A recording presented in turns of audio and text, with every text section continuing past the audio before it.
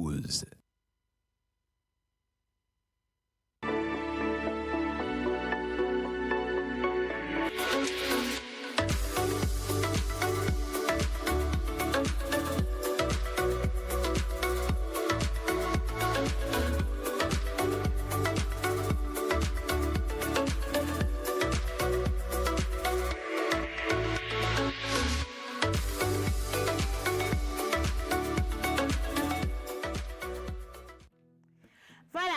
Toujours dans la semaine de la célébration des droits de la femme de par le monde entier. Ici au Togo, on a décidé de marquer justement cette célébration au travers de différents débats. Aujourd'hui, nous sommes encore là avec différentes femmes. Elles viennent de plusieurs domaines d'activité.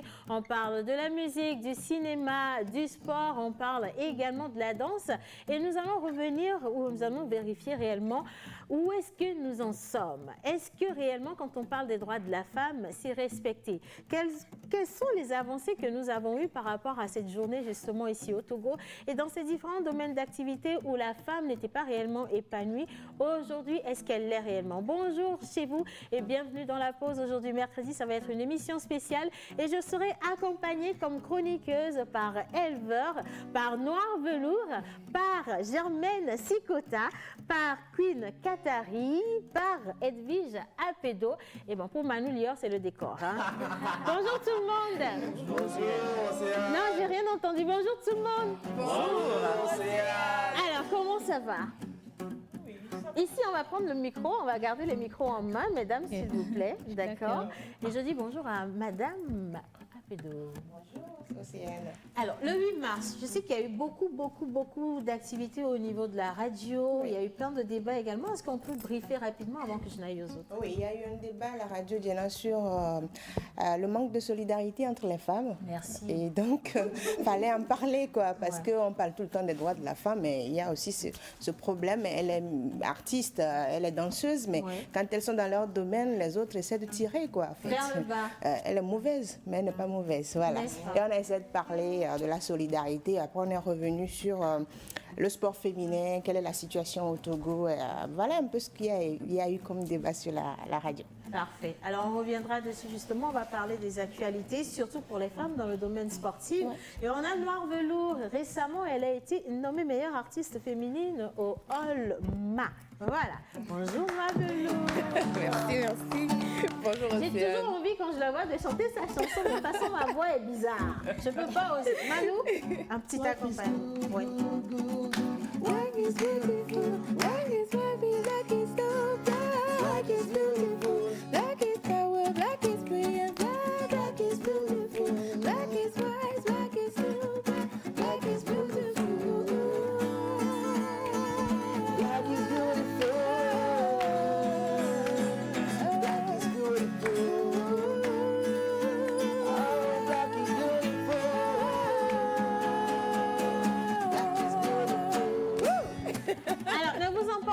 S'il vous plaît, parce qu'on n'est qu'au début des hostilités. D'accord. Alors, Noir Velours, c'est une artiste qui évolue depuis des années ici au Togo.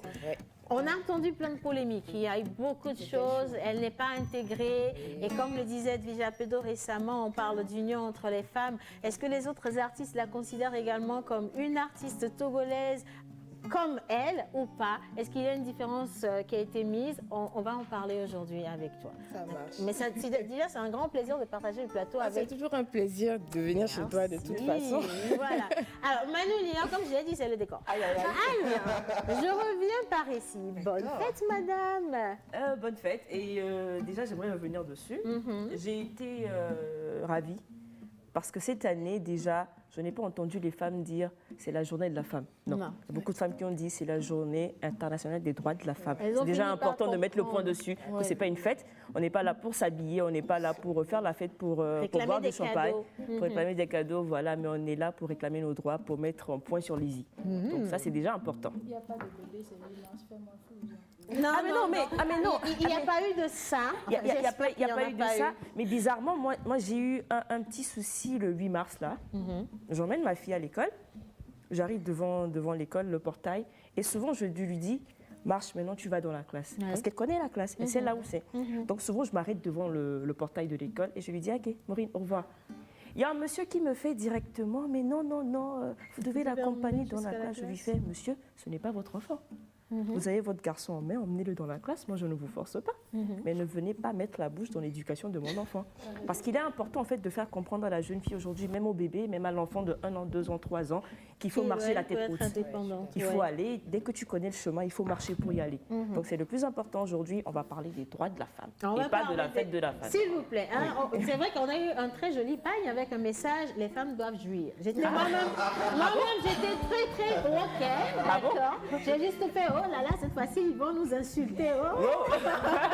Ça, j'ai pas vu ce pagne déjà. Et j'ai vu peu de personnes quand même aborder le pagne cette fois-ci. J'ai vu beaucoup plus de femmes engagées sur les réseaux sociaux. Il faut rappeler également qu'on est toujours dans la Covid, donc il n'y a pas d'événement en présentiel, on est sur les réseaux. Beaucoup de débats ici au Togo et partout ailleurs, mais on n'a parlé que de ça, des droits de la femme. C'était plus du tout l'occasion de demander ou de réclamer du crédit, des fleurs, des pagnes et tout le reste, non. Des boîtes de chocolat. Des boîtes de chocolat, c'est pas la Saint-Valentin, on parle des droits de la femme. Et c'était surprenant de voir que beaucoup encore ne savent pas ou ne connaissent pas leurs droits. Et c'est vraiment dommage. Alors aujourd'hui, on est justement avec Germaine Sikota, qui est danseuse professionnelle. Elle a révolutionné le domaine de la danse ici au Togo. Elle est connue de par le monde entier. C'est grâce à elle justement que la danse togolaise est et vit au-delà des frontières. Et aujourd'hui, on va revenir sur tout ce parcours-là, les moments délicats et voir si réellement, en tant que femme, dans un domaine tout nouveau, tout neuf, elle est épanouie ou pas. Bonjour Germaine. Oh, ça va. Bonjour à toutes et bonjour au décor. Ah, ben oui. Le 8 mars chez Germaine, ça a été chaud, hein? Oui, comme vous venez de le dire tout à l'heure, le 8 mars, c'est vraiment une journée dédiée à la réflexion sur nos droits, à tout ce qui est fait et tout ce qui reste à faire. Et moi, le 8 mars passé, j'ai voulu sortir de chez moi et aller revendiquer un de mes droits avec l'outil que j'ai, qui est la danse. Donc, je suis partie dans la rue, j'ai commencé la performance. Et chose curieuse, il y a pas mal de personnes qui m'ont traité de folle, mais en même temps, elle ne partait pas. Elle était là, elle était intéressée, à la fois intriguée, à la fois, bon, est-ce qu'elle est folle, est-ce qu'elle ne l'est pas et tout. Et moi, ça me réjouissait et ça me donnait encore ce message-là que ma population togolaise a besoin que j'aille vers elle pour lui montrer, pour lui dire ce que je sais faire, ce que je fais et qu'est-ce que c'est tout simplement. Donc voilà, il s'agissait justement d'élever un peu le débat sur ce droit qui était bafoué. Et je ne vais pas parler de ce sujet parce que c'est un sujet qui est très loin actuellement. Et donc voilà, il a fallu que je sorte et que j'amène une nouvelle approche de discuter de ce problème-là. Et je me réjouis aujourd'hui que même le citoyen lambda a été réceptif à ce message, qu'il soit dans sa voiture ou à moto ou à pied. Ils étaient là, ils ont compris. Mais mis à part le fait que tout de suite, a priori, on te dit, ben, elle est folle. Oui. Et puis derrière, il faudrait que ce soit accompagné parce qu'une chose est que les gens comprennent et l'autre chose est qu'ils intègrent justement le message qui a été véhiculé dans cette performance. Alors, on va revenir dessus. On a aussi des images de cette prestation. J'étais genre choquée. Qu'est-ce qui se passe avec Germaine cette fois-ci? C'est une belle performance. Merci et juste beaucoup. À côté de vous, nous avons la Queen. On parle de l'actorat ici au Togo. Je fais un gros coucou à Joël Missiboupa qui nous suit depuis chez lui. Hein? D'accord. Pénard, d'accord. Et on parle justement du monde du cinéma. Tu es dans le domaine, vous êtes dans le domaine depuis combien d'années, Queen Katari? Quand j'ai commencé, je ne savais pas que ça s'appelait le cinéma. Moi, c'est parce que j'avais commencé avec les théâtres scolaires de Tchassim Fekakou qui étaient diffusés à la TVT dans le temps. Et après, maman dit, écoute, laisse ce que tu fais comme sketch live, va à l'école. Moi, je n'ai pas été, toi, tu dois arriver, tu dois y arriver. Donc, c'est là que je me suis concentrée beaucoup plus sur mes études. Et après l'obtention de ma licence au campus, je me suis dit, bon, c'est bon, quoi, maman, tu as eu ton diplôme, laisse-moi maintenant faire ce que moi, je veux. Donc, je dirais que je me suis lancée professionnellement en 2014-2015. Et donc, voilà, jusqu'à aujourd'hui, j'y suis en plein temps. Voilà, on y est à plein temps. Et donc, c'est clair qu'on va parler de musique, enfin de musique, de danse, voilà, de musique, de danse, de sport, de cinéma. Et nous, ici, on va se charger de vous poser des questions. Ça va être un débat, on veut faire juste un petit bilan et voir où est-ce que nous en sommes justement par rapport aux différentes journées internationales du 8 mars. Mais tout de suite, on va partir pour cette vidéo. On revient justement sur tout ce qui s'est passé il y a de cela un an, c'est en 2019. La Women Night s'est tenue ici à Lomé en présence d'illustres personnalités et d'invités qui nous venaient dans le monde entier. Voilà. Alors on part pour ces images et on revient juste après pour continuer cette émission.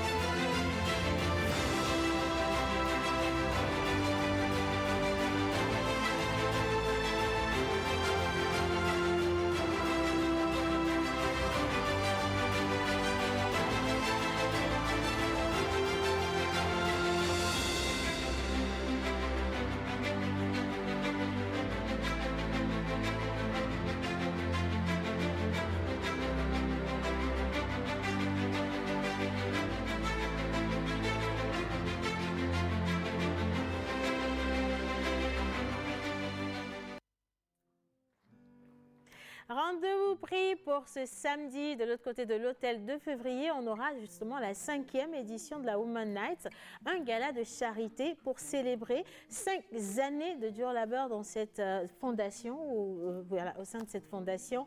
Et nous allons revenir également sur le bilan de ces 5 années, qu'est-ce qui a été concrétisé. On sait que c'est une fondation qui s'engage auprès des populations démunies et qui travaille justement à donner de meilleures conditions de vie aux personnes les plus dans le besoin. Voilà. Alors, on vous invite à rester avec nous. Ce sera pour le samedi prochain et juste après, le dimanche. Il y aura un brunch de l'autre côté de l'hôtel de février. Pourquoi tu ne sais pas ça à l'hôtel de février? Voilà. Anyway, vous serez là-bas et puis vous allez profiter du week-end. Et on revient ici sur le plateau. On va partir avec une petite vidéo pour vous montrer ou mieux vous présenter nos différentes invités. Alors, on est à décembre, où décembre approche. Quand la tisa tombe sur Madame croyant que, je dis ça, je ne dis rien. Si on a la vidéo, on part. Je vous invite à regarder et juste après, on revient. Allô, bébé chéri. Allô, mon cœur, mon amour. Allô, bébé Nayoka.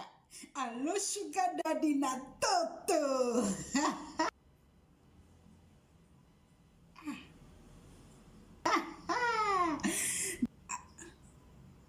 Bébé Niela. Allô? Oui, allô? Allô? Allô? Mais quand il décroché le téléphone, maman? Madame Yé?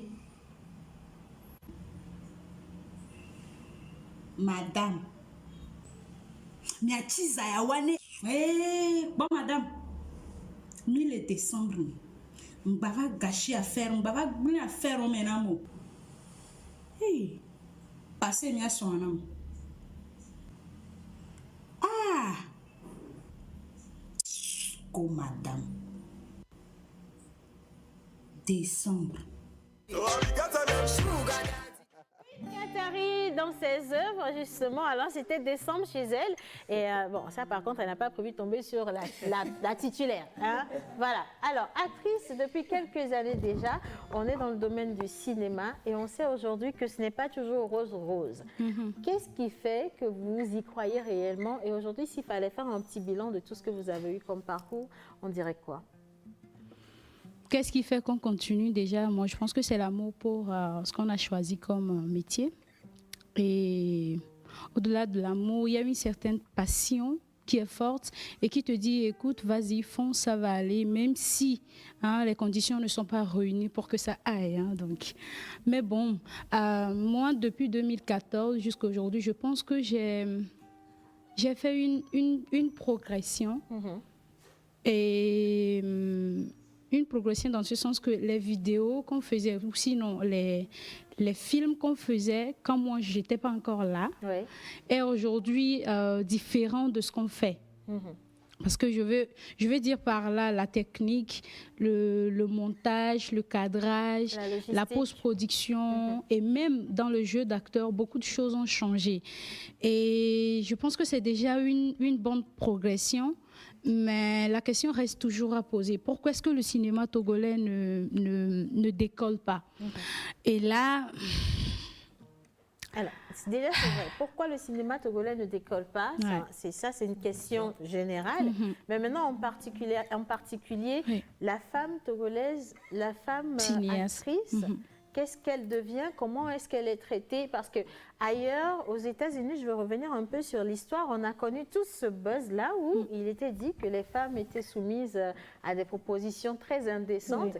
Ici, comment ça se passe? On va parler sans filtre. C'est vrai, on est à la télévision, mais il faut dénoncer aujourd'hui pour qu'on puisse vous aider. Du coup, est-ce qu'il y a toujours des choses négatives dans ce domaine? Est-ce que vous êtes épanoui? Est-ce que vous sentez que les hommes s'accaparent toujours?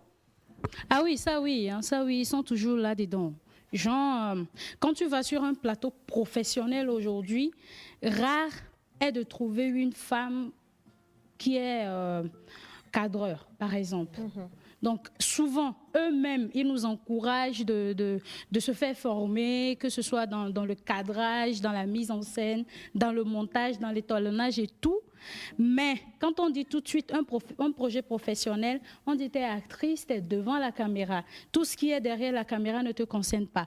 Donc là, je pense qu'il y a un travail à faire parce que les femmes cinéastes, quand on dit aujourd'hui femmes cinéastes, tout le monde pense qu'on ne peut qu'être actrice, quoi. Genre, tout ce qui reste n'est pas, ne nous regarde pas. Et aujourd'hui, quand on parle le cinéma togolais, beaucoup de femmes sont que actrices. Elles sont rares, ces femmes cinéastes qui sont réalisatrices, productrices. Combien vous en connaissez, par exemple? Si aujourd'hui, je dois citer une femme réalisatrice, je vais tout de suite citer Madame Angela Kerebou.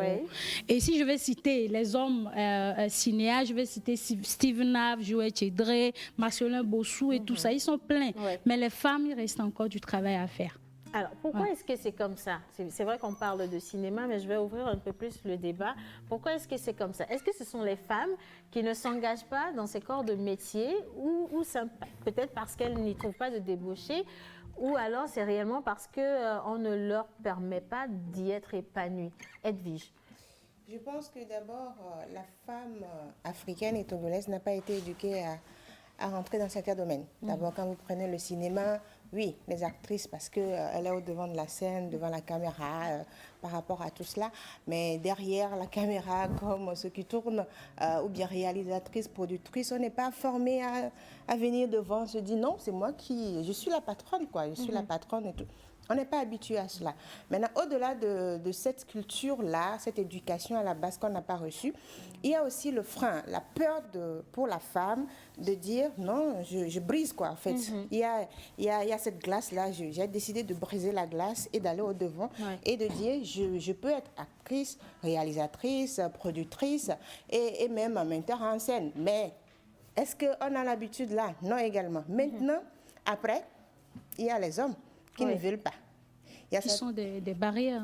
Voilà, il y a les hommes qui sont des barrières parce qu'ils se disent, mais quand elle va arriver, qu'est-ce qu'elle va apporter de nouveau? Parce c'est la culture qui revient, quoi. La femme, elle va apporter quoi? J'ai besoin juste d'elle pour le décor. J'ai besoin d'elle dans mon film, beauté, dans ma série. Il ne faudrait pas qu'elle vienne donner des ordres. On n'a pas envie de se faire diriger par une femme. Vous venez me dire, non, vous devez faire ceci. Mais elle est qui pour me dire cela? D'abord, il y a ça, mais il y a cette peur-là pour les hommes de dire, non, la femme vient pour prendre sa place. Non, on ne va pas laisser cette jeune fille-là nous donner des ordres. Il y a cela. Maintenant, au-delà de ça, ces hommes qui acceptent d'aider les femmes et de leur donner l'occasion, il y a certains qui demandent des avances. Aussi, voilà. Oui. Donc, il y a tout ça qui rentre à jeu, qui font qu'aujourd'hui, la femme, elle se dit, bon, si je rentre dans le cinéma, même il y a le regard de la communauté qui dit, bon, elle est quoi, actrice? Bon, ça s'apparente tout de suite à... On dit, bon, elle est là-bas pour sortir avec les hommes, bon, ce n'est pas un métier, ça. On nous traite de prostituées. Oui, c'est clair. Parce que d'abord, la parole, quand on nous traite de prostituées dans le cinéma, quand on traite les actrices de prostituées, c'est pas tout de suite ceux qui sont à l'extérieur. C'est tout de suite d'abord nos producteurs, nos réalisateurs. Et vous allez m'excuser, chers producteurs et réalisateurs, mais revoyez-vous. Voilà. De grâce. Revoyez-vous. Parce que, Océane, excuse-moi, quand moi je participe à un casting, je veux faire valoir le talent qui est en moi. Je viens d'abord par mon image, ma beauté, et ensuite le talent que j'ai, cette capacité-là d'incarner des rôles. Maintenant, au lieu de me prendre pour ce que je suis, toi tu viens me demander, bah écoute, si tu ne couches pas avec moi, tu n'auras pas le premier rôle. Pour combien d'ailleurs? Donc moi j'aimerais, je ne sais pas, pour les filles, je dis filles, les petites filles qui veulent emboîter les pas des grandes sœurs de nous, qu'elles sachent qu'elles ne sont pas obligées de se faire niquer, excusez-moi le terme, de se faire niquer pour des rôles. Et au cinéma, au Togo, le cinéma, on a combien comme financement? Le producteur ou le réalisateur, il te donne combien comme cachet? Pour aller perdre et ses pire valeurs. Encore, tu vas écarter tes jambes, quoi. Voilà. Elle parle sans filtre. Ouais. C'est bon. Et très joli, votre peignoir, madame, j'ai oublié de le dire. Merci. J'aimerais revenir sur un point assez essentiel. Il faut retourner un peu à la base. Il faut faire un retour identitaire, d'accord? Parce qu'aujourd'hui, le problème qui se pose dans le domaine cinématographique, dans tous les domaines en général, et on dit l'homme se croit supérieur à la femme, ce n'est pas nous qui l'avons apporté. Nous avons un peu superposé les réalités européennes aux réalités africaines. En Afrique, avant, excusez-moi, mais il n'y avait pas de problème d'homme supérieur à la femme. La femme, elle allait au champ. Elle revenait à la cuisine, elle préparait. Elle préparait et on disait que la femme devait rester à la cuisine parce qu'on supposait qu'elle, allant au champ, c'est elle qui savait exactement ce qu'elle devait préparer. Elle savait exactement comment concocter en fait les mets avec ce qu'elle avait rapporté. Et l'homme avait peur peut-être de toucher à ça parce qu'elle se dit parce qu'on se dit la femme en fait c'est elle qui permettait à l'homme d'avoir la force et l'homme était là pour protéger la famille. Donc au fond en Afrique en réalité il n'y avait pas ce problème en fait, parce que les femmes faisaient tout. Après, en Europe, après la colonisation, la Deuxième Guerre mondiale, etc., on a dit oui, la femme a tel droit, et voilà. Les réalités européennes se sont superposées aux réalités africaines et aujourd'hui on se dit mais c'est ça, mais ce n'est pas ça. Si on revient en fait à la base, à notre identité, on n'a pas ce problème en fait en Afrique. C'est nous-mêmes qui l'avons apporté avec la modernisation, les nouvelles technologies et tout ça. Mais au fond en Afrique il n'y avait pas ce problème. Et normalement aujourd'hui si on devait se baser en fait sur ce que nos grands-parents vivaient, on se dirait aujourd'hui la femme peut faire tout. Ouais. En tout cas c'est un bon point de vue. Alors Edwige, j'étais toujours, avant d'arriver aux autres dames, vous êtes dans un domaine, je vais dire, typiquement masculin. C'est vrai qu'aujourd'hui, notre ministre de tutelle, elle est une dame, je suis très fière de cela. Mais c'est comme vous l'avez dit, on n'admet pas une femme comme ça tout de go dans un domaine comme celui-là. Qu'est-ce que vous avez vécu comme difficulté? Quels ont été les moments les plus délicats? Est-ce que vous avez eu envie d'abandonner, de lâcher prise? Et comment vous en êtes arrivé à ça? Parce que quand on parle des femmes qui sont dans le domaine du sport, vous êtes à la tête pratiquement. Comment vous avez fait pour gravir les échelons? C'est difficile, mais d'abord je vais parler de courage et d'objectif parce que j'avais quelque chose en tête et il fallait atteindre ce que j'ai comme objectif. Maintenant, quand vous parlez de ce que j'ai eu envie d'abandonner, oui. J'ai eu envie d'abandonner à un moment donné parce qu'on m'a dit, et c'était la première fois en fait quand je rentrais dans le domaine, c'est-à-dire qu'on me dit, mais tu es venue pour faire quoi ici? Mais toi, tu es nul, là, tu ne peux rien faire. Et excusez-moi, cette phrase-là que l'un de mes responsables a eu employée, je suis partie à la maison, après la réunion, j'étais partie dans un coin, j'ai pleuré. Et à la maison, j'ai écrit la phrase, j'ai mis son nom. Chaque matin, quand je me réveille, je regardais, je dis, celui-là, il ne va pas dire que je suis nulle, en fait. Un jour, après des années, il discutait avec un monsieur et la personne parle de moi et dit non, je suis fière de la fille là. Le gars vient me dire, j'ai dit, ah lui, il est fier de moi. Ah finalement. Vous voyez, donc ça veut dire que j'ai eu envie d'abandonner, mais c'est par rapport à la passion, par rapport à ce que j'avais dans la tête, que je me suis dit non, il faut que je continue, il ne faudrait pas arrêter. Maintenant, parlons d'un domaine où il y a assez d'hommes, oui, vous arrivez sur le terrain, on vous regarde, c'est le physique en fait. On ne se dit pas que vous êtes capable de faire ce que vous pouvez commenter en match de foot ou de basketball. Non, on ne s'attend pas à cela, mais on dit plutôt, mais elle est belle, on lance en même temps les missiles, quoi. Par rapport, parce que vous êtes arrivé, c'est du sucre dont tout le monde vient pour prendre sa part. Mais si vous n'avez pas la tête sur les épaules, vous n'avez pas reçu une éducation à la base pour te dire non, quel que soit tout ce que les gens feront, les avances et tout ça, je reste dedans. Je n'accepte pas, je fais ce que j'ai à faire. Vous allez succomber et finalement, c'est eux qui vont vous traiter de prostituée. Clairement, oui. Et vous n'allez même pas avancer parce qu'ils vous connaissent déjà, ils ne vont même pas vous donner l'opportunité d'avancer. Aujourd'hui, quand on prend le domaine du sport, je vais dire on est 4 ou 5. On est 4 ou 5 journalistes sportifs. Et c'est encore très limité. Hein. C'est limité. Quand on prend les hommes. Donc, c'est autre chose. Quand vous arrivez au terrain, vous voyez dans la tribune, vous verrez deux dames parmi tout ce monde. Donc, on est 5, mais on essaie de faire ce qu'on peut. Mais finalement, on se rend compte qu'il y a les hommes qui n'ont pas cette culture-là de nous laisser la place. Et à un moment donné, moi, c'est ce qui même m'a poussé à créer ma boîte. Parce que je me suis dit, non, j'avais quelque chose, je veux donner l'opportunité à la jeune fille d'aimer le journalisme que j'ai commencé par aimer depuis toute petite et d'aimer le sport que j'aime puisque j'ai pratiqué le football. Donc, j'avais cela en tête. Donc, j'ai créé ma boîte et je donne l'occasion aux jeunes dames qui veulent vraiment faire le truc de venir. Mais on se rend compte que dans les autres boîtes, c'est autre chose, Karma. La dame, elle est là. On vous dira, mais pourquoi vous programmez les gens sur les matchs et elle n'est jamais sur un match de foot pour la retransmission? On dit, elle ne peut pas le faire. Parce que c'est une femme. Parce que c'est une femme. Elle ne femme. peut pas le faire. Donc, aujourd'hui, ce sont ces sensibilisations, ces actions que nous faisons qui poussent ces organes-là à décider à mettre les femmes dedans. Vous allez voir sur les chaînes même internationales maintenant, on met des femmes analystes, commentatrices et tout ça là, mais c'était pas donné quoi. Donc, mais ça reste quand même une petite avancée. J'ai une question en fait pour toutes les femmes. Est-ce que dans votre domaine, est-ce qu'au moment, disons, de la grossesse, est-ce que le problème de l'enfantement pose problème en fait dans vos domaines? Alors, question déjà, tout le monde n'a pas, tout le monde n'est pas non, mais maman. c'est une question, mais quand même, elles sont supposées censées être maman future. Germaine?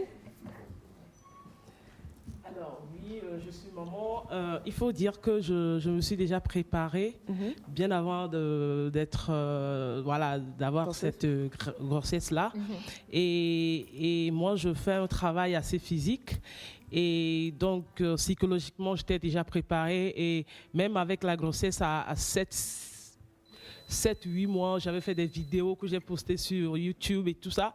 Et avec mon ventre dehors et tout. Et j'avais fait des tournées où j'ai présenté mon solo, etc. en Europe et tout. Et ça ne m'a pas posé problème pendant la grossesse.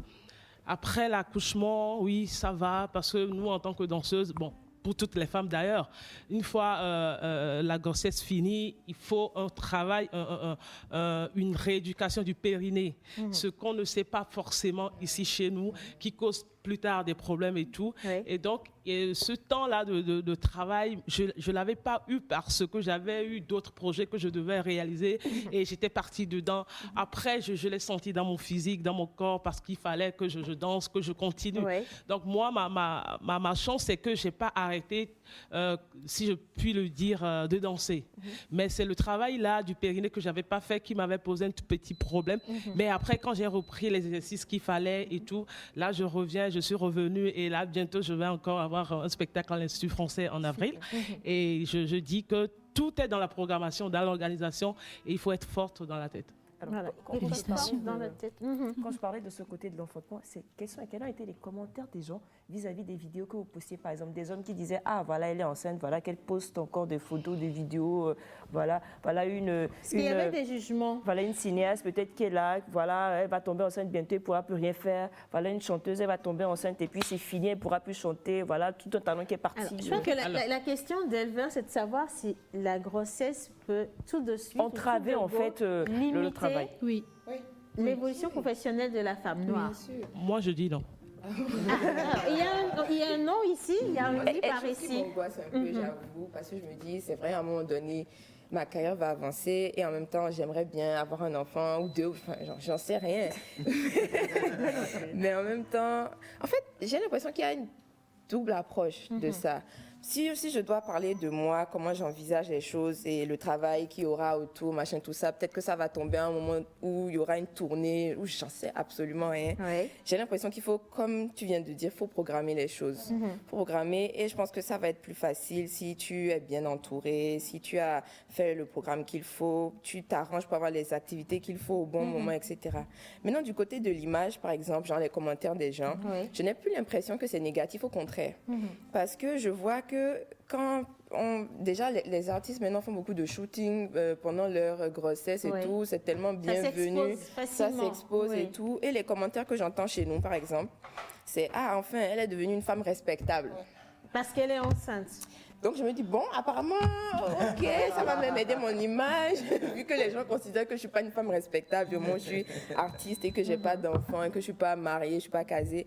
Donc ouais, c'est compliqué, c'est compliqué. Je préfère me concentrer sur comment moi je vais programmer les choses et comment est-ce que je veux faire pour associer ma grossesse, ma maternité et ce qui va suivre ensuite après, parce que l'enfant il n'est pas juste dans ton ventre et puis après ok c'est bon, ça repart, ça recommence, c'est une autre aventure. Donc ouais, il faut programmer, je pense. Est-ce que madame, en société ça vous pose un problème Peut-être on vous dira, voilà, vous êtes tombé enceinte, donc maintenant vous licenciez, maintenant vous ne continuez plus. Est-ce que ça vous avant de répondre à la question, je voudrais préciser qu'on a une 5e panéliste qui nous a rejoint, donc qui va remplacer notre décor. Ok. Nous avons Saphir P qui est également là, qui aujourd'hui on ne la présente plus. Elle était lauréate Calebasse Challenge. Elle sera avec nous sur le plateau. On va également marquer une petite pause avec une vidéo de Noir Velours et puis juste après on revient. Merci à tous ceux qui envoient tout plein de messages. Je lis celui-ci. Salut la pause. Cette réalité est là depuis l'Antiquité. De façon générale, l'inégalité entre la femme et l'homme est innée, surtout en Afrique. Comme la grande sœur l'a dit, au-delà de cette réalité, la société a son influence, la famille, les proches. Et ce qui est triste, c'est que ça ne finira jamais. Alors, on part pour cette vidéo, on revient voir si réellement ça va finir ou pas.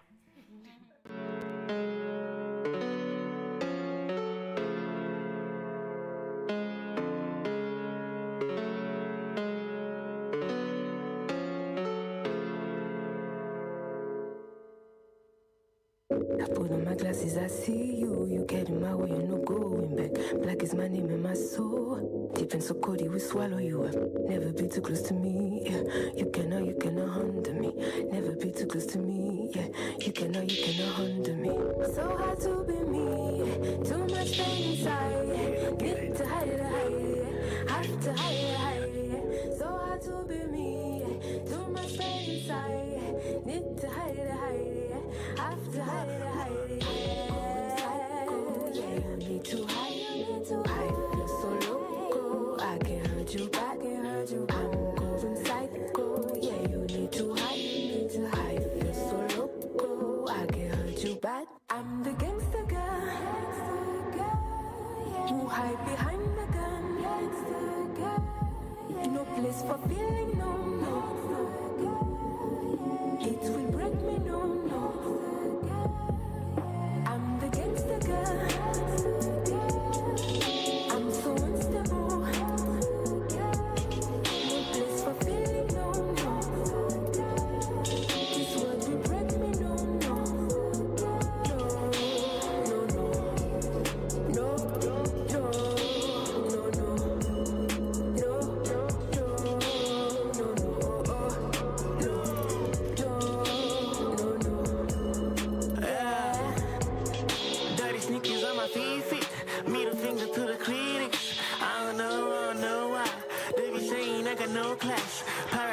I'm Riri, tug life like I'm Creek. Better fall back. See me stain, better watch out. Every mess in my head, I feel like there's a spaceship in my head. Do you hear that? Little voices in my head. Oh my. What's the good and the bad then? What's the bad and the good then? I'm hallucinating. No choke, no kidding. Fragility in human spirit. That's when your father's living. You don't understand it. The boy you I'm the girl who hide behind the gun. No place for feeling, no. It will break me, no. I'm the gangster girl. I'm so unstable.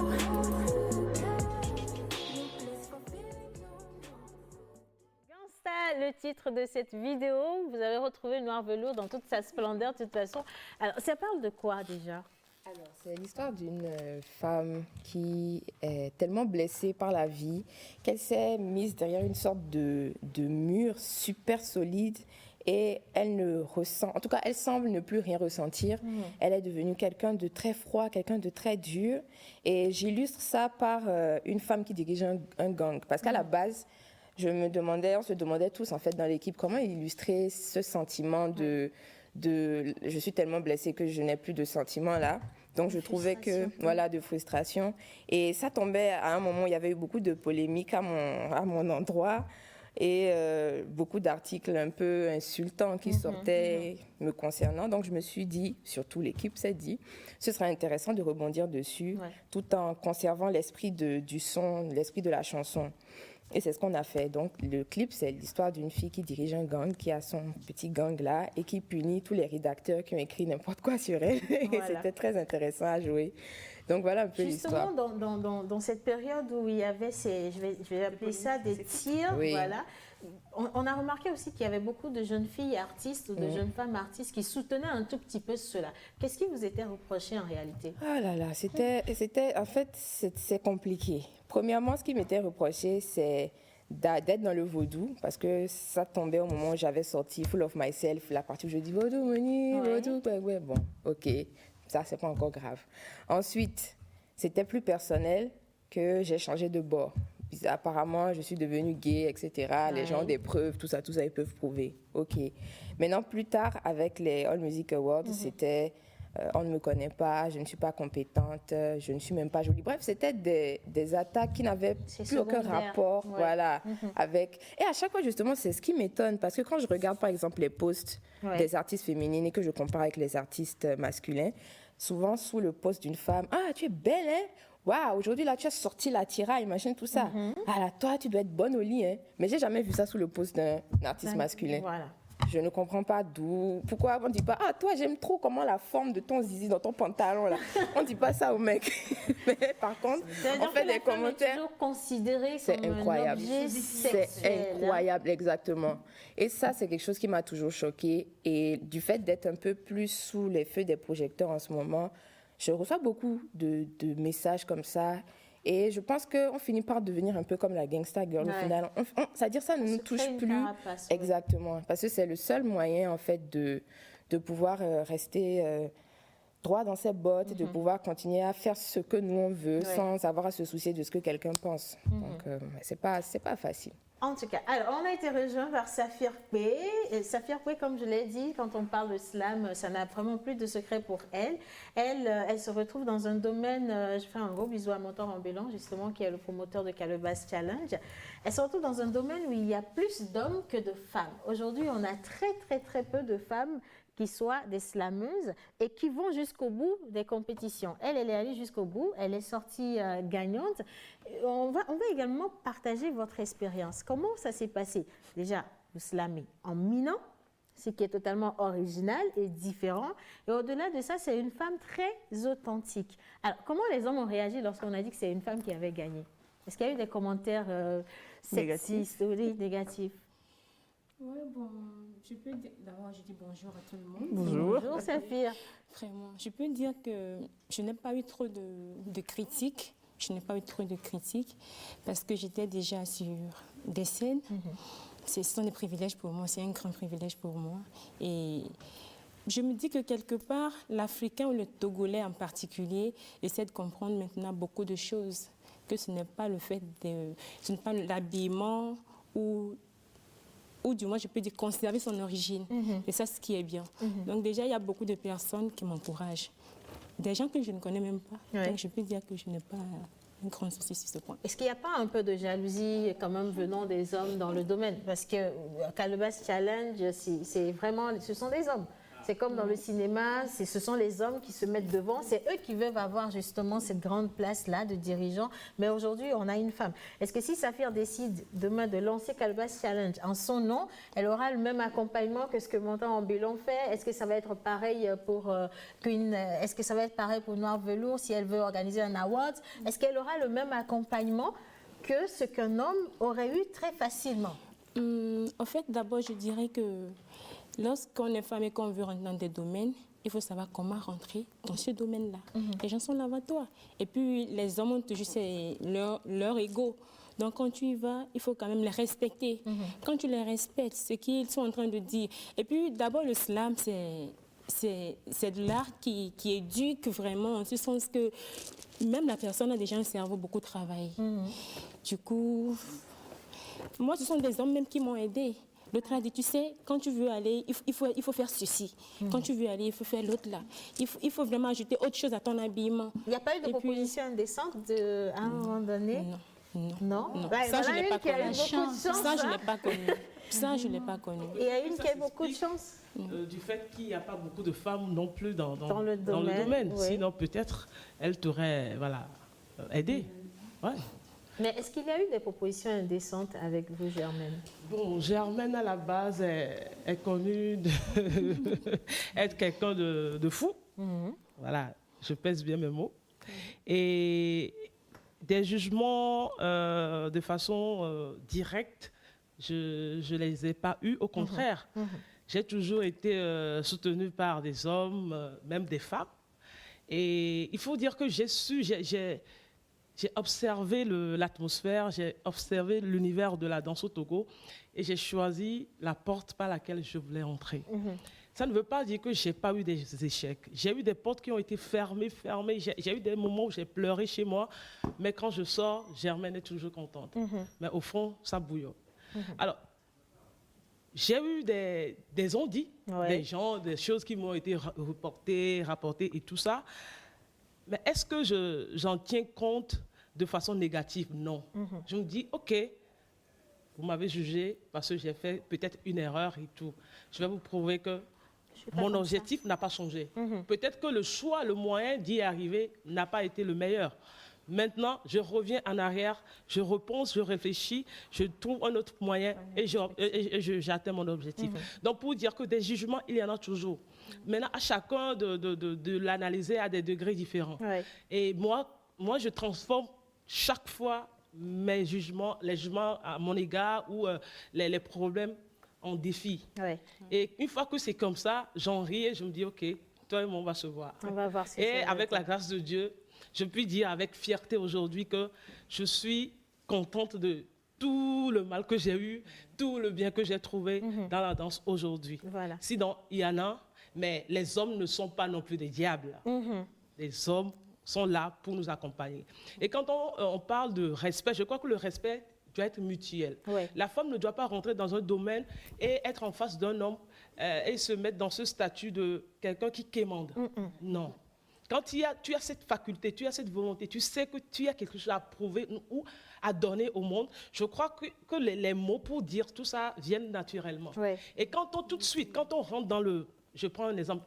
Vous rentrez en tant que fille, en tant que jeune dame, vous rentrez dans le bureau d'un boss, je pèse bien mes mots, vous rentrez dans le bureau et que déjà dans la démarche, le boss voit que vous voulez mettre en avant votre physique parce que ce sont des gens qui sont très intelligents. Et ils analysent rapidement. Rapidement.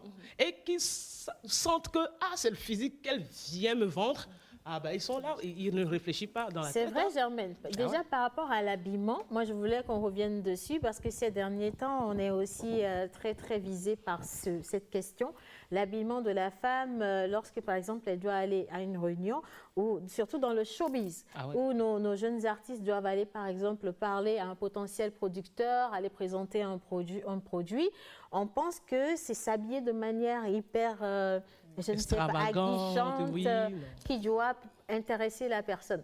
Est-ce que la femme elle-même n'est pas consciente d'aller chercher quelque chose, d'aller chercher la mauvaise chose? Je m'en vais pour vendre un produit, mais c'est moi-même que je m'en vais vendre en réalité. Est-ce que la femme même n'est pas à la fois victime et bourreau de sa propre condition? Non, je dirais qu'il y en a qui le font sciemment. Elles vont vendre, elles vont se vendre et non le produit. Les femmes aussi ne sont pas dupes. Elles savent ce qu'elles veulent, elles savent ce qu'elles font. C'est vrai, OK, c'est le produit, mais bien avant, c'est ça qui ne dit pas son nom. Donc, à chaque femme de savoir, je ne dirais pas qu'une femme est partie rencontrer un boss sans savoir pourquoi. Elle est peut-être, je ne vais pas parler de la musique, moi je suis danseuse, j'ai un projet pour promouvoir la danse, pour le bien-être et que je vais voir quelqu'un. C'est vrai que je vais voir la personne pour ce projet, mais est-ce que je n'ai pas eu le temps de réfléchir sur le physique même de l'homme? Est-ce que j'ai pas déjà pensé à sa poche? Si c'est ça, ça casse. Et ces capacités, cette faculté de réfléchir, de faire la part des choses, je crois que ça vient de la formation. Parce qu'il ne s'agit pas seulement d'avoir un talent pour se dire, OK, je peux aller discuter d'un projet. Pas du tout. Il faut avoir des bases dans le management, dans la gestion. Et donc, comme ça te permet de faire la part des choses. OK, est-ce que je suis en mesure d'aller parler de mon projet? Est-ce qu'il n'y aurait pas d'amalgame entre mon projet et ma personne? Je suis d'accord, Océane, quand je viens chez toi, on parle de mon projet. Quand je sors, tu peux me faire la cour. Là, on peut parler. Mais au moins, vous êtes allé à l'essentiel avant. Avant. Parce que c'est là, en cela qu'on te respecte. Moi, je vais dire un de mes secrets. Bon, je te laisse finir. Un de mes secrets, c'est que quand je rentre dans le bureau d'un homme, je dis « Bonjour, monsieur le directeur ». Ouais. Bonjour, monsieur le directeur. Même si je ne tends pas la main, bonjour, monsieur le directeur. Déjà, dans ma voix, ça se sort. Il y a de l'autorité. Elle n'est pas venue pour autre chose. Eux, ils s'en foutent pas mal, quoi. C'est-à-dire que... Ils n'ont peur de rien. C'est-à-dire Ouais. si un homme, tu peux être habillé en C'est des nonne même. Le pervers. gars va te dire, mademoiselle, vous êtes très jolie. Hein. Alors que tu es en train de parler de quelque chose de très c'est juste sérieux. un compliment. Genre, non, parce que le truc, c'est quoi? En fait, ça dépend de comment le compliment est venu. Même si tu es habillé en col roulé, si le gars il s'en fout, c'est pas son problème. Que tu sois mini. Pour ça, j'ai l'impression que l'habillement ne change pas grand-chose. Dans le sens où, ok, si tu t'habilles vraiment très sexy, c'est vrai, tu cherches quelque chose, peut-être. Mais c'est peut-être aussi ton style, je n'en sais rien. Genre, Merci. J'ai du mal à mettre du jugement sur Moi, ce genre de choses, en fait. J'ai un problème avec l'habillement. Absolument, c'est un sujet grand très problème sensible. avec l'habillement et le look. Oui. Moi, Je je pense suis aussi. actrice. Je peux venir chez toi comme je veux, quoi.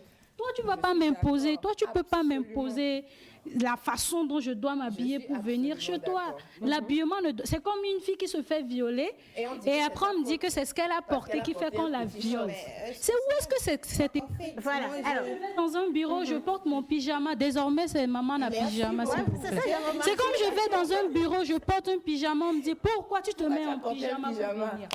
Pourquoi est-ce que je devais me mettre en pagne? Pourquoi est-ce que je devais me mettre en pantalon? Le pourquoi tu dois me mettre en pantalon, c'est le même pourquoi là je peux me mettre en caleçon, en string, en culotte. il faut être à l'aise avec soi. Oui, c'est comme une liberté. qui est animatrice ou journaliste, football, je ne sais pas trop, en Côte d'Ivoire. Elle est comme toi, hein, mais elle est en rasta, elle est tatouée. Oui, tout bien ça. sûr. Ça ne cause pas de problème. Tout de suite, quand tu as le tatouage et que tu rentres dans un bureau, le boss te regarde comme ça. Pourquoi? Oui, tout de suite, c'est cliché. Ça ne doit pas causer... Moi, ce que je voulais dire par rapport à l'habillement, il y a des lieux, en fait. Il faut savoir s'habiller à des niveaux donnés, par circonstances. Vous êtes actrice, je sais que vous êtes actrice. Vous voyez, je sais que vous êtes dans le cinéma, je sais qu'elle est chanteuse, je sais qu'elle est danseuse. Quand on vient dans le cadre de votre domaine, je sais que c'est votre domaine, et je vous vois, par exemple, en string, je ne vais pas réagir. Parce que je sais que vous êtes dans votre monde et c'est ce que vous êtes en train de faire. Excusez-moi, par exemple, si vous êtes invité, par exemple, à un forum pour discuter d'un sujet donné et vous arrivez, comme vous arrivez pour faire le cinéma, vous pensez... Quel sera le regard? Excusez-moi. C'est là où on doit faire un peu la part des choses. Je ne dis pas que... Vous avez parlé du viol tout à l'heure. J'ai déjà dit. Ceux qui disent que c'est par rapport à ce que la petite a porté quand l'a violée, je ne suis pas d'accord avec cela. Mais par rapport à l'habillement, il y a des niveaux donnés. Vous arrivez à un lieu donné, vous ne pouvez pas être... voilà. Mais ça ne donne pas raison au boss, au responsable de dire, vous pouvez corriger la personne. Souvent, moi, je suis responsable d'organes. Mais quand mes collaboratrices arrivent, je vois ce qu'elle a porté. Je dis, madame, ce que tu as porté là, je ne suis pas d'accord. Parce qu'il y a la caméra. Puisque c'est la radio, mais il y a la caméra. Je dis, excuse-moi, on est en train d'éduquer.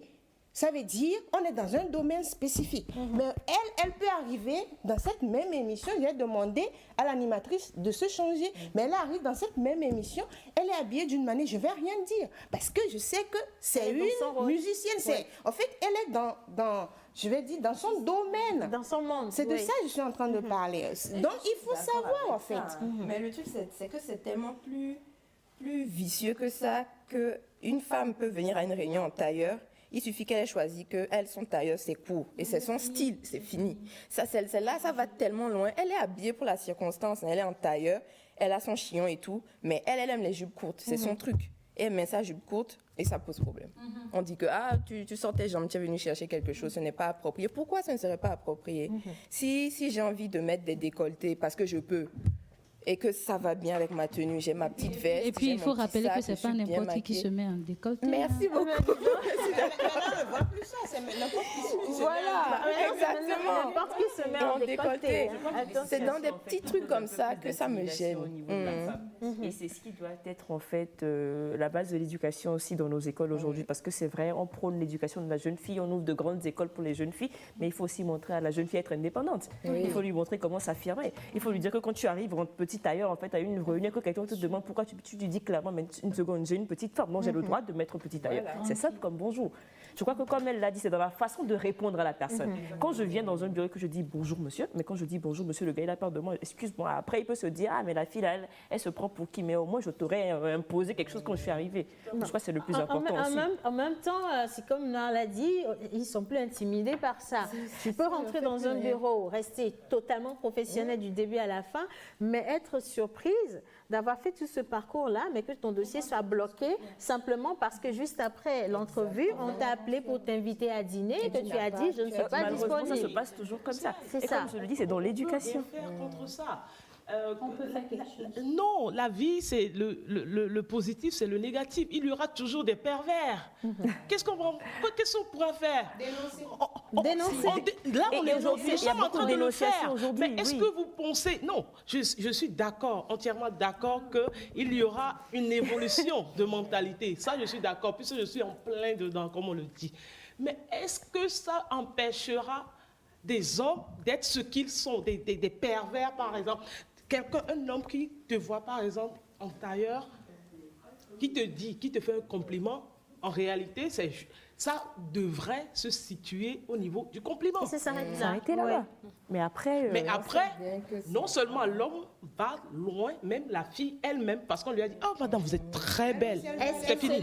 Voilà, elle devient très... oui, elle se laisse aborder. Tu es belle. Qu'est-ce qui reste? Je crois que le travail est des deux côtés. Ouais. Et chacune dans son environnement doit faire en sorte que ses pas ou ses actions montrent ce qui devrait être. Puisque moi, je suis en train de travailler justement sur des cas de violence faites aux femmes. Oui. Je me ferai un énorme plaisir de partager avec nous. Exactement. Quand vous écoutez les témoignages, vous êtes sidérés. Vous vous demandez, mais nous sommes dans quel monde? Est-ce un problème? Est-ce mal d'être femme? Sommes-nous des gens, comment on dit, des objets, pour qu'on nous traite de la sorte?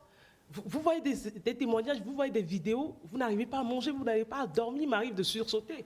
Parce qu'il y a une femme quelque part qui devant elle, on est venu prendre une petite fille de 9 ans, aller violer dans la salle à côté. Parce que ça, c'est l'habillement. Voilà. Moi, je veux dire, moi, je suis avec vous, mais en même temps avec un petit bémol. L'habillement ne justifie pas le viol. Mais l'habillement peut provoquer, comment on dit ça, le blocage, par exemple, d'un dossier dans une circonstance donnée. Oui, parce que c'est la personne même qui crée le blocus. Hein, parce qu'il y a aussi, si son projet est porteur de je ne sais pas, son projet, c'est un bon projet. Si c'est un projet qui peut faire développer les choses. Faire développer les choses, faire avancer les choses, on s'en fout de ce qu'elle a. Malheureusement, c'est parce que dans certaines structures, il y a des codes vestimentaires. Merci. Donc, je suis désolée que même si votre projet est bon, c'est pourquoi on demande aux jeunes filles, quand vous voulez aller quelque part, ou bien aux jeunes femmes, quand vous avez un projet, vous voulez aller quelque part, faites des recherches sur les structures. Les jeunes, on ne le fait pas. On n'a pas cette habitude-là. Vous arrivez, on vous dit, vous arrivez par exemple à Djena, peut-être, souvent, moi, on voulait faire un entretien pour l'assistante. C'est juste un exemple. Le jour-là, j'ai juste porté un pantalon et un t-shirt. J'ai voulu faire sciemment. Et j'ai demandé à ma secrétaire d'aller à la rédaction. J'étais à sa place. Quand elles sont arrivées, je riais. Bonjour. C'est juste ça en fait. Bonjour. J'ai un entretien. J'ai dit, d'accord, asseyez-vous s'il vous plaît. C'est avec l'habillement. C'est que, après, quand on a posé des questions et tout ça, est-ce que j'étais là, à côté de l'un des chefs de département, j'ai dit, ne me présente pas. Juste que je suis ton assistante. Mais c'est à la fin, on dit, bon, je suis désolée, on ne vous a pas. C'est elle, la directrice. Ah, excusez, bonjour madame. Mais là, ça change de manière. C'est qu'il faut faire des recherches, en fait, sur la structure dans laquelle vous arrivez. Le code vestimentaire, là où je vais, c'est comment. La responsable est comment ou le responsable est comment. Est-ce que si j'amène mon projet, je suis comme ça peut passer? Parce que moi, je ne suis pas contre le fait qu'il y a la liberté dans tout ce que nous faisons. Mais quand même, là où votre liberté commence, s'arrête l'autre. Voilà. Donc, il faut respecter cela. Moi, quand on me dit, parlant du viol, moi, je suis contre là-dessus. Bon, moi, je suis contre tout ça parce que je lutte pour la jeune fille et tout ça là. Mais quand qu'une jeune dame qui peut être un symbole pour cette jeune fille-là, vous allez n'importe où, dans des cérémonies, on dit, oh, elle est toujours comme ça, elle est toujours habillée comme ça. Non. Mais il faut montrer à la fille que quand on va à une cérémonie, c'est parce que c'était ici que j'étais comme ça. C'est parce que j'étais ici. Aujourd'hui, quand vous voyez les jeunes filles s'habiller, excusez-moi, c'est vous elles ont comme modèle. Parce que vous êtes actrice, vous êtes musicienne, vous êtes danseuse. Elle voit ça à la télé, elle voit vos vidéos. Disons que c'est nous. C'est nous en fait. C'est nous en fait. Il y a les journalistes. Oui, nous également. Maintenant, elles se disent, ce que vous avez porté là, le jour de la sortie, par exemple, de Gangster ou bien de trucs, c'est à la mode, je porte cela. Mais si après, peut-être cette vidéo-là, elle voit un autre jour, dans un autre domaine, habillée autrement, elle va se dire, c'est différent. C'est de ça, moi, je suis en train de parler. Je ne suis pas contre le truc, mais je dis, montrons en fait l'image à ces jeunes filles-là, qu'elles se retrouvent en nous, en fait. Aujourd'hui, on est en train de lutter pour nos droits, mais sincèrement, parfois quand je vois des jeunes filles dans la rue, je me demande, il y a des parents à la maison? Parce que c'est dommage, quoi, en fait. Il y a vraiment beaucoup de lâcher prise, surtout sur l'habillement. On est très vite, mais tu es à l'aise, hein. On est très vite attaqué. On est vraiment très vite. Elle est dans son monde. C'est ce qu'on disait justement. Elle est dans son monde. C'est vraiment une actrice. On est attaqué. Mais il faut faire comprendre aux gens qui nous regardent, qui nous suivent, qui vous écoutent, que je suis dans un monde. Et dans ce monde, c'est comme ça. Il faut je crois que c'est vrai. On fait la part des choses. On fait la part des choses. Merci, c'est gentil. Océane, je peux placer... Bien sûr. Alors, si quelqu'un rentre dans cette salle tout à l'heure, la personne aura du mal, à part toi et ma jolie sœur, la personne aura du mal à distinguer le travail que nous faisons. C'est pas parce que je suis danseuse que je vais venir sur ce plateau en tenue de danse. Pas du tout. J'aime porter des petites culottes et tout ça à la maison. Je sillonne mon quartier en petites culottes. Parce que vous êtes à l'aise en petites culottes. Très à l'aise. Oui. Mais quand j'ai eu l'invitation, ma première tenue, je l'ai bousillée avec le fer à repasser. Voilà. Parce que c'est de circonstances. C'est ça. Elle est journaliste sportive. Elle est venue en panne. Mais on ne dirait pas qu'elle est journaliste sportive. Est-ce que ça voudrait dire qu'elle n'aime pas les petites culottes? Non. Pour tonton à la maison, peut-être. Qui sait? Mais quand on sort, il faut de la décence. Je dis toujours que la frontière entre se faire plaisir et la descente, elle est mince. Parce que beaucoup de personnes pensent que oui, je veux. Aujourd'hui, on parle des droits de la femme, j'ai la liberté de faire ce que je veux, je m'habille comme je veux. Mais attention, il ne faut pas oublier qu'il faut être décent. Parce qu'on est dans une société, comme l'a dit Edwige, notre liberté s'arrête là où celle des autres commence. Alors l'autre, il a la liberté de regarder, de se faire des idées tordues. Puisque c'est vous qui avez eu la liberté de porter votre petite culotte. Mais est-ce que vous avez porté la petite culotte dans le cadre où il faut porter une petite culotte? Exactement. Ça aussi, il faut voir. Et c'est une question d'éducation qui doit partir des parents pour les enfants aujourd'hui. Sur les réseaux sociaux, on en voit, mais vraiment de toutes les couleurs. J'ai vu une star ivoirienne qui a porté une tenue la dernière fois qui était très à fenêtre, moi, je vais dire ça comme ça. Et le lendemain, beaucoup de jeunes filles ont juste dupliqué avec des tenues, la même tenue, mais quand vous voyez la tenue tout de suite, elle est belle, elle est jolie, elle est magnifique. Une même tenue sur moi, j'aurais dit waouh, mais la même tenue sur moi, j'aurais été dégoûtée. Mais c'est cette tenue que toutes les filles considèrent aujourd'hui comme étant la mode. Déjà, regardons les circonstances dans lesquelles la personne a porté la tenue. Oui.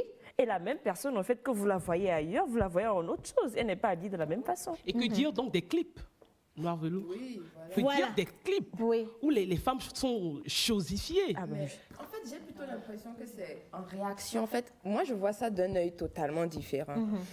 Quand, par exemple, je regardais, quand le clip de Cardi B et et Meghan est sorti, au début, j'étais un peu choquée. Et puis, au final, je me suis dit, mais après tout, pourquoi nous, les femmes, on ne se réapproprie pas notre propre sexualité d'une certaine façon et qu'on la démonte de façon un peu choquante, un peu pour se la réapproprier d'une certaine façon. Et c'est comme ça que moi, je vois ça. Quand je regarde les clips, quand je regarde...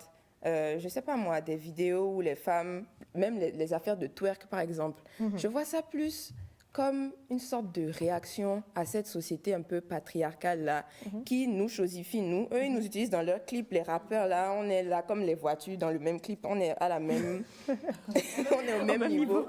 Question noire. Oui. Est-ce que ce n'est pas parce que la femme s'est laissée chosifier qu'elle est comme ça? Non, Quand on veut faire un clip, c'est la seule place qu'elle a eue à un moment donné. Non, on demande. On a besoin de jeunes filles qui vont accepter de se dénuder dans un clip. Mais vous voyez le nombre de jeunes filles qui vont s'inscrire. C'est comme il y a un chanteur qui fait des lives sur Instagram. Et dans ces lives, vous pouvez rentrer dans le live. Twerker, machin. Et venir nu si vous voulez. Et il y a une Ivoirienne qui a été offusquée, qui lui a dit c'est pas possible. Il y a quelqu'un d'autre qui est rentré dans le même live en faisant du gospel. Mais quand on lance ce live, c'est quand même nos sœurs qui vont s'inscrire et qui font des choses comme ça. Est-ce que la femme elle-même, elle a conscience de qui elle est, de ce qu'elle vaut? Justement, c'est ça le problème, c'est que la société l'a tellement réduite à si je veux me faire voir, si je veux être quelqu'un un jour, je n'ai que mon corps, voilà. Je n'ai que mon corps. Et elles tombent tous dans le piège d'une certaine façon. Vous ne faites pas ça, vous aussi vous êtes jolie. Oui, mais c'est justement parce que j'ai la conscience que j'ai autre chose à offrir, j'ai autre chose à donner. Et ces filles-là n'ont pas cette chance-là. Personne n'est là pour leur pas montré comment s'affirmer. Exactement. Donc la société en a profité. Il faut de jolies filles pour les clips. Les gars, on ramène une pelle, elles sont toutes là. Et puis c'est tout, d'une certaine façon. Donc le fait que pour une fois, ce soit des artistes féminines qui le font, c'est comme une sorte de pied donné, voilà, une provocation. C'est comme ça que je le vis. Une sorte de provocation à ce système-là, genre, OK, maintenant, nous-mêmes, on va faire notre chose. Et on les a tellement critiqués, j'ai pas compris pourquoi. Parce que dans des clips où c'est des artistes masculins, il y a pire que ça, même, des fois. Donc, je me suis dit, on juge les choses différemment quand c'est une femme qui le fait, alors que, mine de rien, c'est son corps. Elle devrait avoir le droit, d'une certaine façon, de faire un peu ce qu'elle veut de son corps, sans que la société et les hommes particulièrement... Je ne dis pas que... Je ne diabolise pas les hommes, mais ils ont tendance à vite rentrer aussi dans ce discours une femme respectable ne fait pas ci, ne fait pas ça, etc. Et que ce serait bien pour changer... Je pense juste que c'est une réaction. C'est une réaction. Et ça va durer encore un long moment avant que les choses... J'aurais bien eu envie de parler d'argent maintenant.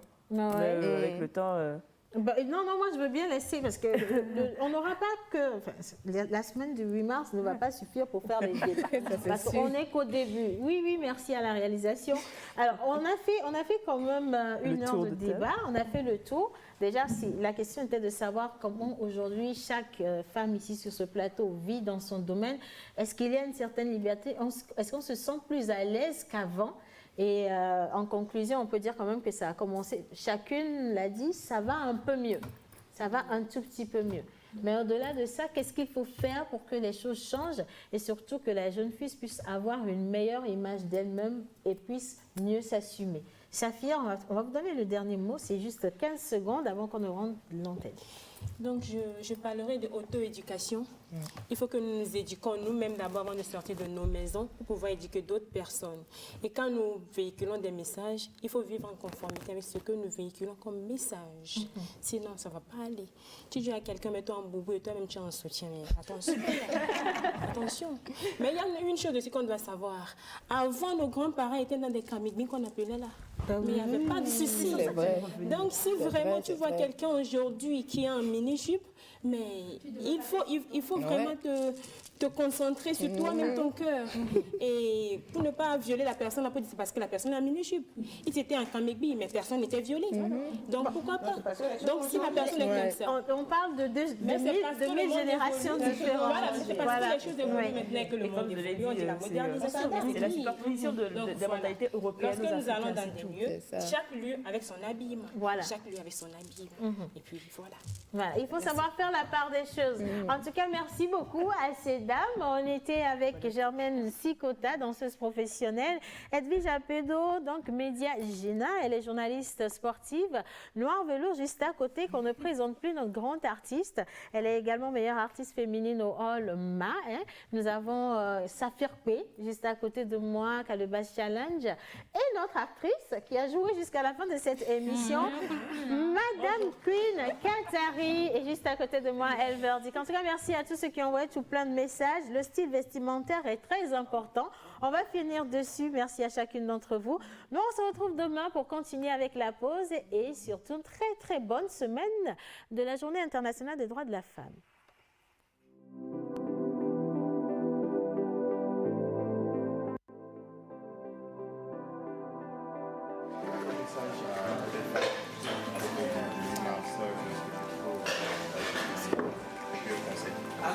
Les femmes, le droit de la tité. Nous avons décidé de nous soulever. Les pépins, on bloque au Niaodo. C'est une badoune à la Donamia. Ma messieurs, mes schools, ma messieurs, mes diplômes, ma messieurs, mes latés, mon fils qui est président, mes gangolano. Les messieurs, mes travail dur, c'est ce que je peux.